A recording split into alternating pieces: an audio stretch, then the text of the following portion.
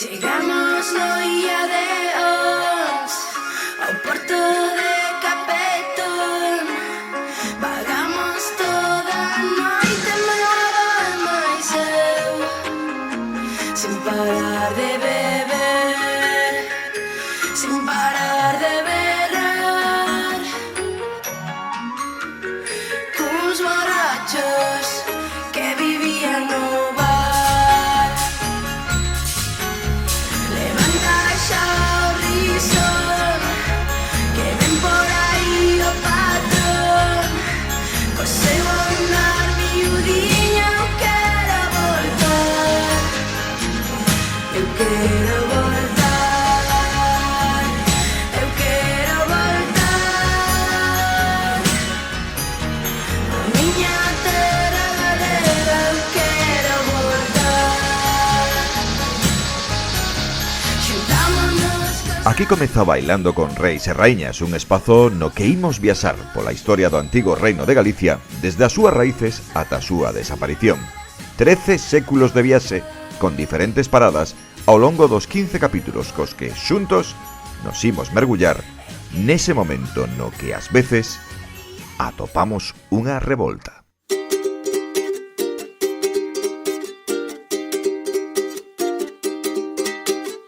o amor pra quen o coide, a terra pra quen a traballe, a vida é para vivila ou non. Non é tempo de cobardes, hai rapaces que nos miran, non terás nada de balde ou si. Ei ti, moveron os marcos, queimaron as veigas, colleita a perder.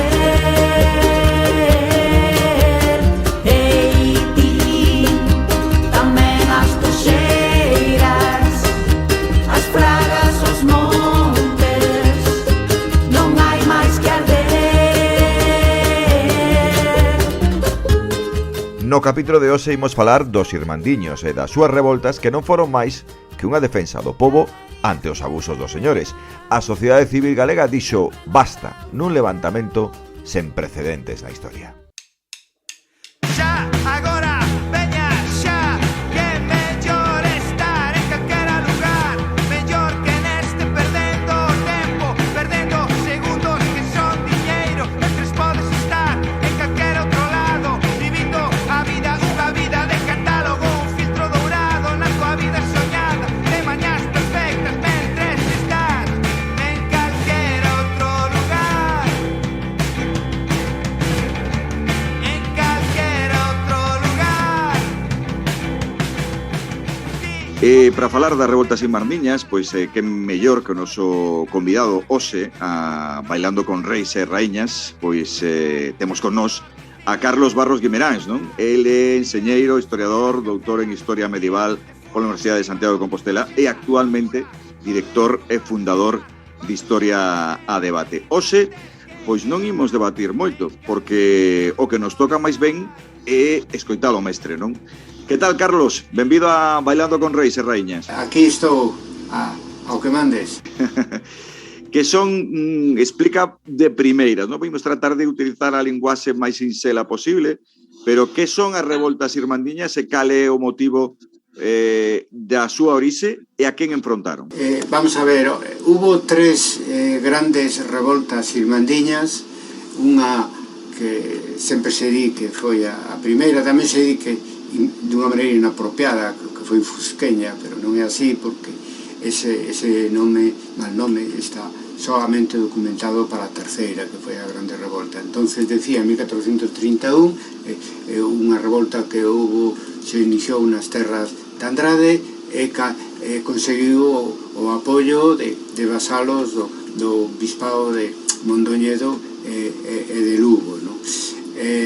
Logo hubo unha segunda moi pouco conocida en 1451 que se chamou a Revolta dos Portos, aparece a noticia dela no preito Tavera Fonseca, tivo lugar na Ría Baixa, sobre todo na Ría de Pontevedra, na Ría da Arousa, e disque, segundo as testemunhas do preto de Tavera Fonseca, que foi a primeira que derribou Fortaleza. Eses son dous ensaios de tipo territorial, un no norte e outro no sur de Galicia, que xunto con outros ensaios pequenos dende ao longo do século XV foi como os afluentes que van cara a mar conclúen, dan lugar, digamos, a gran revolta ou revolución irmandiña que ergueu un poder autonómico quase independiente en Galicia durante os anos 1467 e 1469, derribou prácticamente a maioría das fortalezas do reino e impuso o impago das rentas feudais. É unha revolta de vasalos contra señores, pero tamén de pequenos e medios contra os grandes. O grande enemigo desa mobilización que abrangueu o conxunto da sociedade galega era esa oligarquía feudal que exercía o poder de facto en Galicia, pois de unha maneira violenta e agraviante. Entendo que responde entonces, por tanto, a unha crise xeral do feudalismo, pero que no caso de Galicia, pois que se ve intensificada por esa actitude que ti dicías agora, non? Violenta e codiciosa que tiñan os nobres galegos. Así foi, vamos, a crise do feudalismo nace, como é sabido, ao redor da data de 1348, da peste negra, que agravou no seu momento a crise do feudalismo en toda Europa. Xa non parou ata a finais do século XV. Entón, produzo unha crise de ingresos señoriais, eso foi general en toda Europa, en toda a península, pero que en Galicia coincide ou ten moito que ver con ese cambio de nobreza dunha vella a nova nobreza despois da Guerra Trastámara 1366-1369. A nova nobreza pois intenta recuperar un poder en Galicia que sempre estivo en mans dos señoríos eclesiásticos, a diferencia de outros lugares, e o fai dunha maneira violenta, porque esa violencia non solamente ia contra a xente común, sino que tivo como primeira víctima propiciatoria a propia Igrexa, tanto na súa dimensión monacal como na súa dimensión episcopal.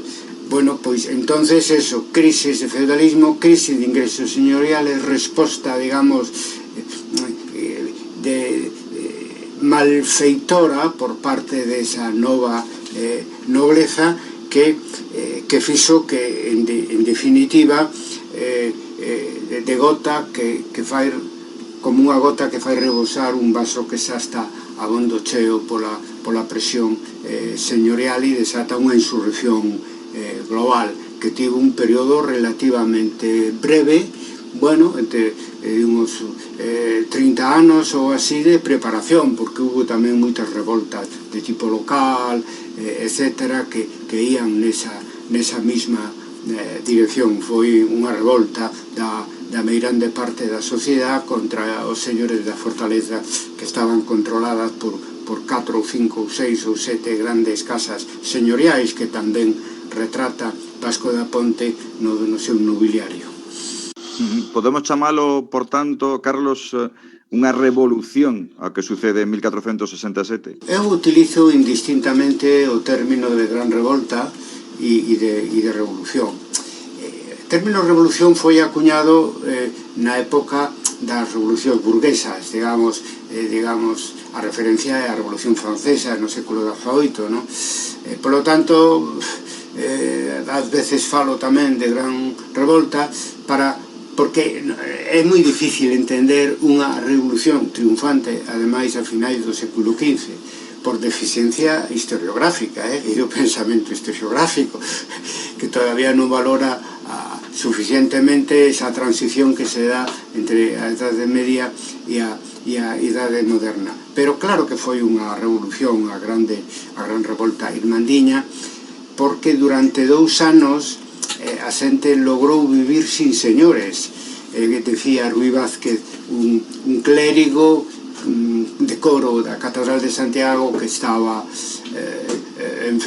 redactando en galego a crónica de Santa María de Iria por encargo dun congo da Catedral de Santiago. Interpola un comentario sobre o que estaba a pasar e dice que Deus enviara a Santa Irmandade polo mal vivir dos cabaleiros que ficaron como viñeron ao mundo, desnudos, sin terras e sin vasalos. Por lo tanto, foi moi radical. É dicir, os señores das fortalezas, digamos, foron a se mesmo expropiados polas irmandades en todas as jurisdiccións. O poder irmandiño sustituiu as diferentes jurisdiccións señoriales que existían en Galicia e en consecuencia deixáronse pagar, porque os vasalos abandonaron os seus señores durante 2 anos, as rentas señoriais. Eu a eso chamei nun artigo, vivir sin señores. Por lo tanto, sí que foi unha revolución que además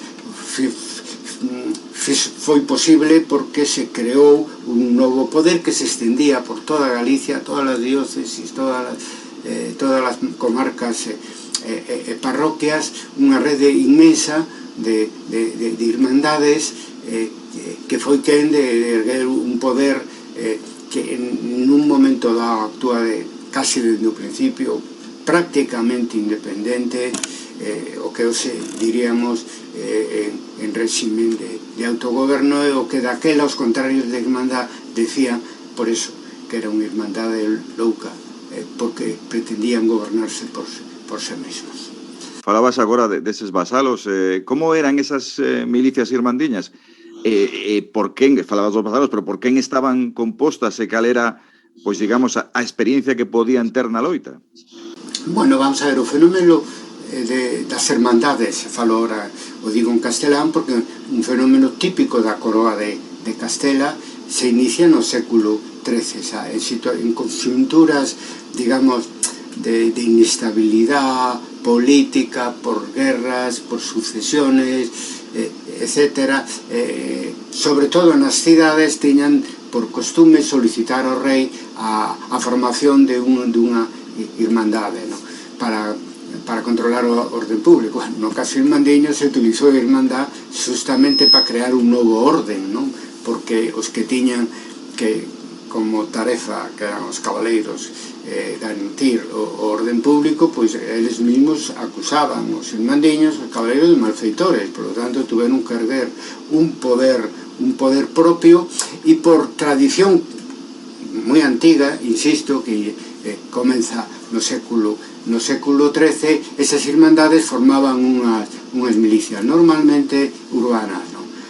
Pero a característica distintiva da revolta irmandiña e dos ensaios previos aos que fixen referencia, unha alianza campo-cidade inédita que fai que se estenda o fenómeno irmandiño ao mundo rural, e o mundo rural no século XV era onde vivía a meirande parte da sociedade galega, e entonces as milicias nese caso se constitúen en toda Galicia e se organizan, ¿no?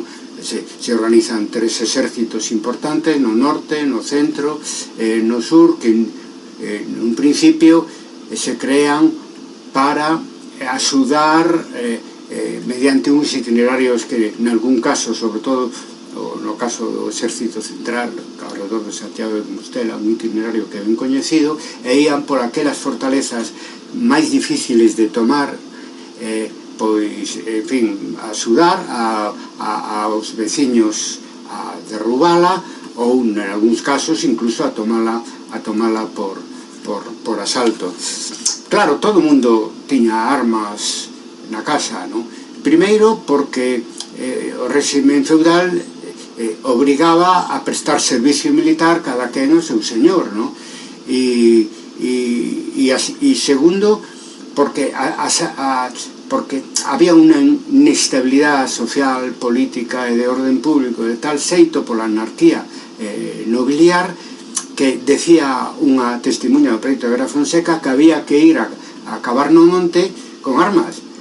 E terceiro, porque as armas medievais, sobre todo da infantería, pois son armas neolíticas, son espadas, coitelos, lanzas, ao mellor, en algúns casos, algún casco, algunha cota de malla, etc. Todo o mundo tiña armas, iban con elas a traballar polo problema dos malfeitores e da guerra interseñorial, no?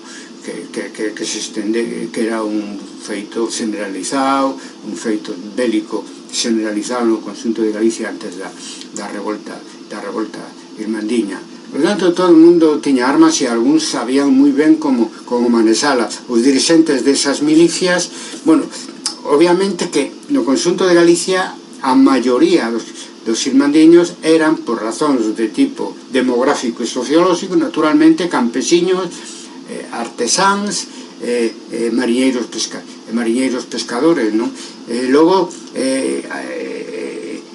para as tarefas de tipo militar, que hai que diferenciar moi ben, por un lado as que son asaltos e rubas de fortalezas, e por outro lado batallas, no inicio e no final da revolta. Pois ben eran os propios alcaldes maiores das cidades ou das diócesis que se poñían ao frente, ben nomeaban uns capitáns irmandiños co fin, subordinados ao poder civil, co fin de dirixir os exércitos no caso das batallas contra outros exércitos señorais, e aí son nomes coñecidos: Lanzós, Osorio, Diego de Lemos e outros menos coñecidos, pero unha parte da nobreza pequena e media que se une aos irmandiños e aporta, digamos, as súas capacidades profesionais, porque a milicia era a actividade profesional principal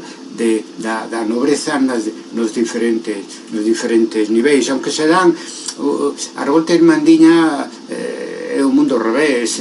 Hai é coñecido o caso de un campesiño que é nomeado Bartolo de Freiría no val do río Ulla, vivía preto de Padrón, pois era capitán dun exército, máis dun exército moi campesino, porque temos nese val do río Ulla pois varios alcaldes, incluso de vilas, que eran campesiños e que tamén participaban nese exército, que formaba parte do exército central que dirixía a Irmandade de Santiago de Compostela, no? Por lo tanto, sí, se trata de unha sociedade armada, pero armada previamente á revolta. Donde había un ferreiro había a posibilidade de ter espadas, e de ter coitelos, e de ter lanzas, e de ter en fin, as ferramentas que ás veces servían para traballar e servían para ir á guerra.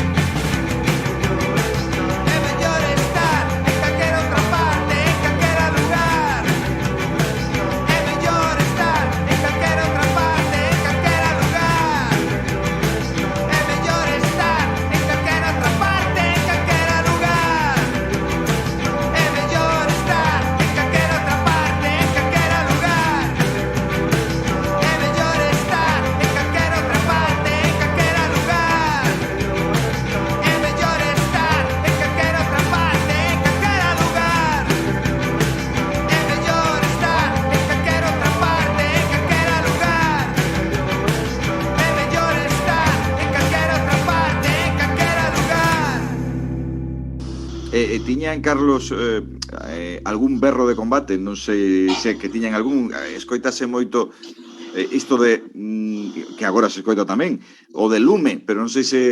O único berro de combate que está documentado, porque xa sabes que a revolta irmandiña é un feito histórico moi importante, está cheo de engadidos míticos ao longo entre o século XIX e hoxe en día, ¿no?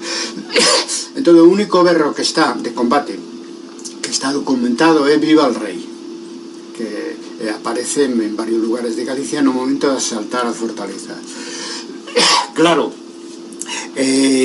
o rei para as tropas irmandiñas populares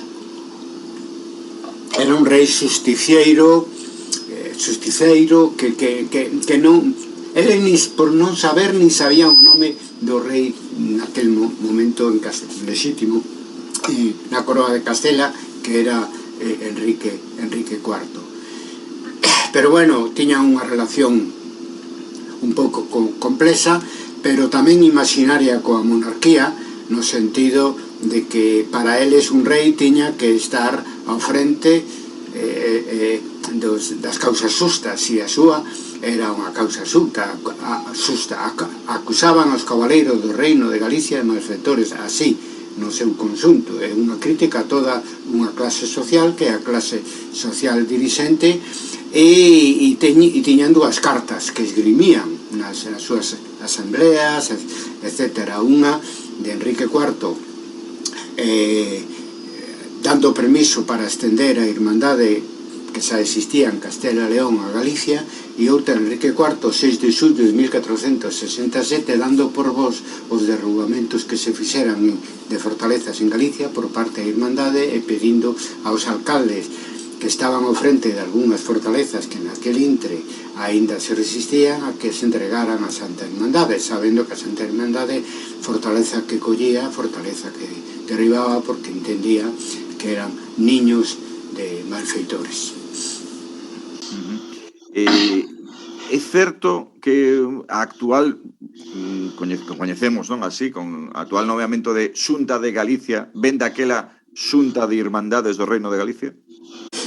Pois sí, o nome oficial do órgano máximo do movimento irmandiño. O irmandiño é un término que nace na época de Irmandade da Fala, sabes? É un diminutivo afectivo que tuvo moito éxito, e os investigadores tamén o empregamos, porque hoxe en día é a maneira en que se coñece o que naquel tempo se decía xente da Santa Irmandade do Reino de Galicia, non? Algúnas veces aparece o término, bastantes, de irmáns, que era moi típico entre as irmandades, non solamente en Galicia, sino tamén na coroa de Castela. Pasa que en Galicia, como é unha irmandade de revolta, pois tiña moitísima máis forza, non? Entonces, o órgano máxico se chama así, Xunta Xeral das Irmandades do Reino de Galicia. E a primeira xuntanza se celebra entre marzo e abril de 1467 en Melide, porque era o centro xeográfico, a xunta de Melide. E eu teño documentado 4 máis, unha en Santiago, outra en Betanzos, outra en Ourense e outra en Lugo. Eu iba un pouco tamén por diócesis, non? E entón, nese sentido, bueno, pois ali decidían todo, non? Non se trataba dun órgano puramente administrativo, sino que concentraba no ámbito de Galicia todas as funcións típicas dun Estado, non? Como é a facendística, é dicir, bueno, desaparecen en grande medida non porque se proclamara, sino porque a xente deixou de pagar e prestar servicios aos seus señores, non?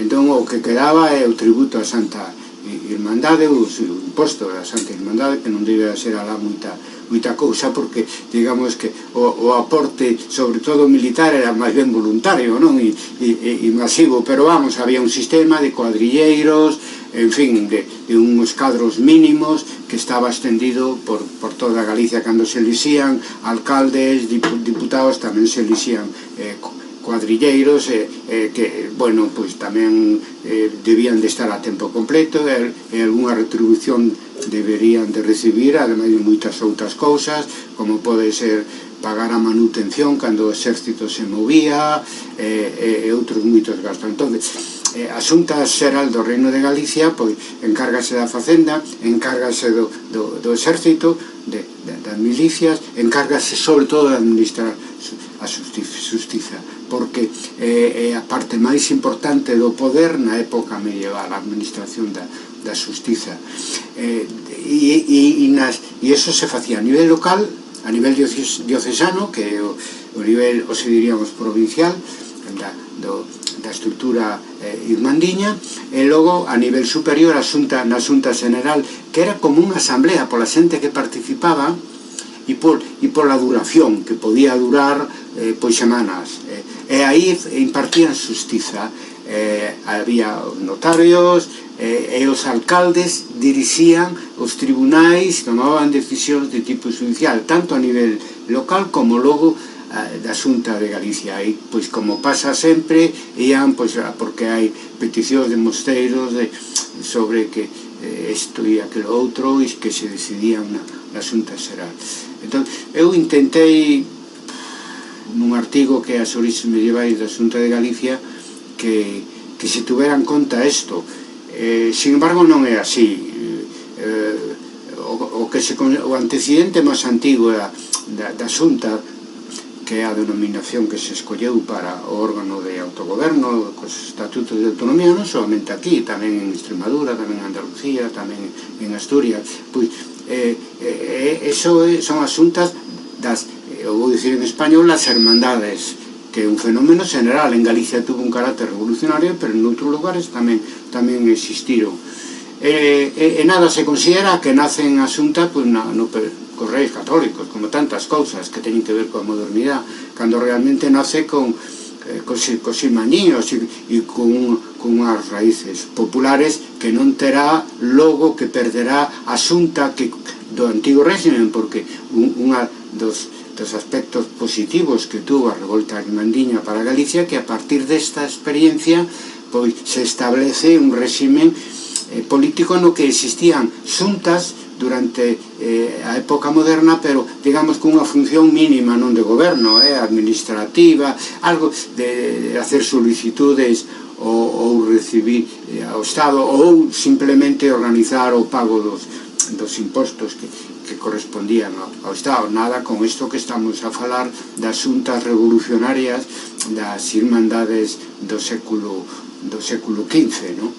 Entón, pois, outros países, nese sentido, pois buscan a súa orixen, como en Francia na Revolución Francesa. Aquí, de moitas das institucións modernas, a orixen hai que buscala na revolta irmandiña. E defendo que a modernidade en Galicia non comeza en 1480, cando os reis católicos envían a poñer orden na nobreza levantista que tiñamos aquí en Galicia, a Cuña e Chinchiña, non? Senón que nace en 1467, justamente. O exemplo irmandiño foi seguido despois polos enviados dos reis católicos, pero claro, con unhas características moi distintas, de que iba de arriba a baixo, mentras o movimento irmandiño nace de en baixo arriba. E polo tanto é a única revolución que houve ao longo da historia de Galicia triunfante, porque durar no poder 15 anos nese contexto, pois realmente é un verdadeiro triunfo, e deixou unha pegada pois durante os séculos, eu diría hasta o día de hoxe. E que relación ves pois entre a revolta irmandiña e outras revoltas do campesinado en Europa? En que se parecen, en que atopas diferencias? Mira, eu defendo con argumentos de que a revolta irmandiña é a revolta europea máis importante, porque creou un poder de autogoberno que durou 2 anos e tomou unhas medidas antifeudais que no resto de Europa costou anos conseguir, non? Bueno, moitas das cousas que se conseguiron en Galicia no bienio irmandiño, pois se conseguiron en Francia na Revolución Francesa, o cual quer decir a Revolución Irmandiña pois é precoz na súa é bastante precoz na súa execución histórica. Por exemplo, podemos comparala coa revolta dos payeses de Remensa en Cataluña, que máis ou menos é durante os mesmos anos, pero, bueno, en Cataluña se opoñían a refeudalización que houbo, que aquí foi pola vía das malfeitorías en Galicia, e ali foi pola vía de volver ao réximen de servidume. Entón lograron que Fernando el Católico se sentaran nunha mesa cos nobres por un lado, cos payeses de Remensa no outro lado, que estaban en situación de rebeldía, de rebeldía armada tamén, no? E na sentencia de Guadalupe se acordou acabar con todos os malos usos, no? Pero aí quedou a cousa. Non crearon un poder autónomo, menos derribaron fortalezas e menos deixaron de pagar as rentas señoriais. Foi moito máis moderado e un movimento exitoso tamén, pero non é comparable coa gran revolta dos irmandiños de Galicia. Tamén se pode facer a comparativa coa revolta dos comuneiros e das hermanías de Valencia, os comuneiros de Castela. Esas veces é unha pregunta que me fan, non?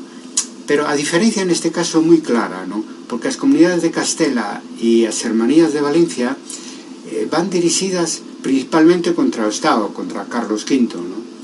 E mentras que as revoltas en general na Europa medieval no século XIV e no século XV van dirixidas contra os señores feudais, non? E esa é unha diferencia moi grande entre irmandiños e comuneiros, aínda que o tempo que hai entre unha e outra é escaso, uns medio século, nada máis, pero ven a indicarnos en suma que o cambio, o tránsito entre o século XV e o século XVI é algo máis que un tránsito cronolóxico e algo máis profundo pois que un tema político de formación de estados ou cultural, o renacemento, todo eso, sino que é un cambio de fondo, non? É un cambio radical, o cual explica que en Galicia houbera unha revolución nesa época, que se necesitaba un cambio vertical, non solamente o que a historiografía nos ven contando de que, bueno, pois o renacemento italiano, o Estado moderno, o humanismo inmediatamente despois. Non, é que ademais hai un cambio social e político importante, que no caso de Galicia foi máis puro e máis nítido que noutros lugares da Península Ibérica e que noutros lugares de Europa. Pois moitísimas grazas, Carlos, porque creo que hoxe nos achegamos moito e moi ben, ademais a revoltas irmandiñas, grazas, bueno, a todo o que nos contaches neste tempo en Bailando con Reis e Raíñas. Un placer a conversa contigo. Gracias a ti. Así comenzaron as crónicas, así as verbas fluíron.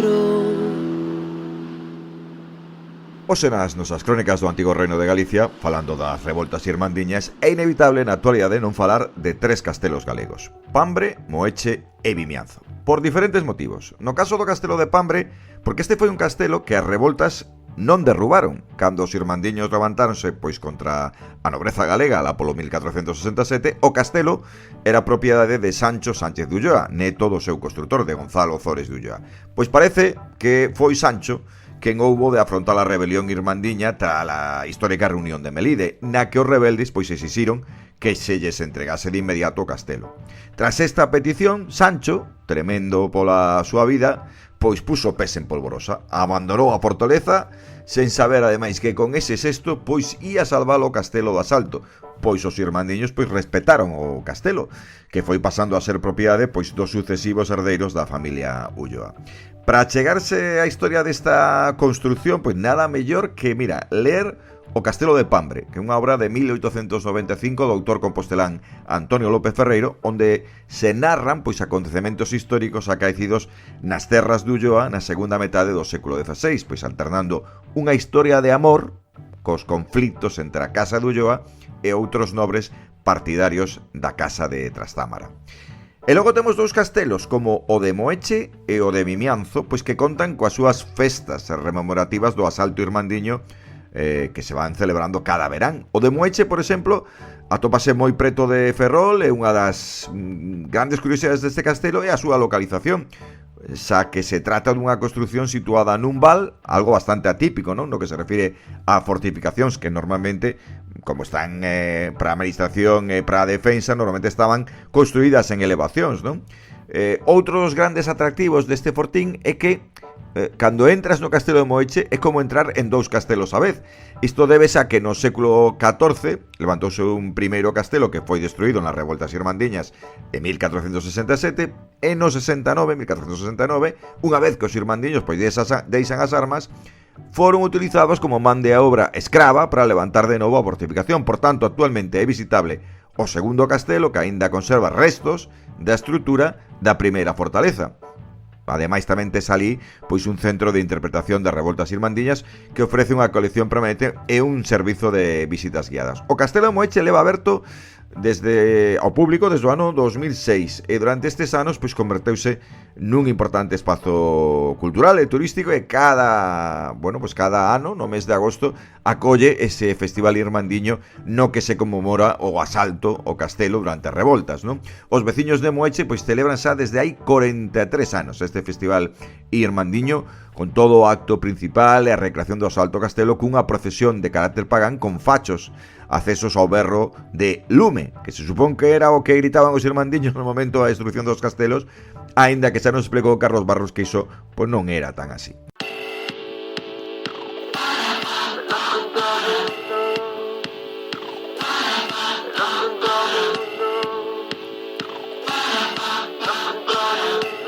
E por último, pois temos tamén o Castelo de Vimianzo, que tamén ten unha singular festa que se celebra o primeiro sábado de xullo desde hai máis de 2 décadas. O asalto deste castelo pois ofrece tamén un amplo abano de personaxes e de situacións que de algún xeito pois simbolizan as injustizas do mundo moderno, non? E mostran ademais aos problemas do mundo actual. A representación adoita realizarse aquí, neste Castelo de Vimianzo, en chave de humor, surrealismo e de retranca. E conta sempre pois con participación activa do público. Algúns irmandiños foron asesinados, aforcados, non? En Carballos, como fixo cos rebeldes Pardo de Cela. A maior parte deles, sen embargo, foron obrigados a reconstruir as fortalezas traballando durante anos na súa edificación. Así foi reconstruído precisamente o Castelo de Vimianzo e así é como coñecemos hoxe. O Castelo de Vimianzo que foi reconstruído a finais do século XV sobre unha fortaleza máis antiga que era pois do século XII ou XIII. Conta este castelo cunha lenda, a lenda do aforcado, pero mira, iso xa é mellor que vayades visitalo e que vos la conten ali con detalle. Xogar connosco é como manexar unha bomba explosiva. Temos máis cousas que estar a traballar, metidas na cociña.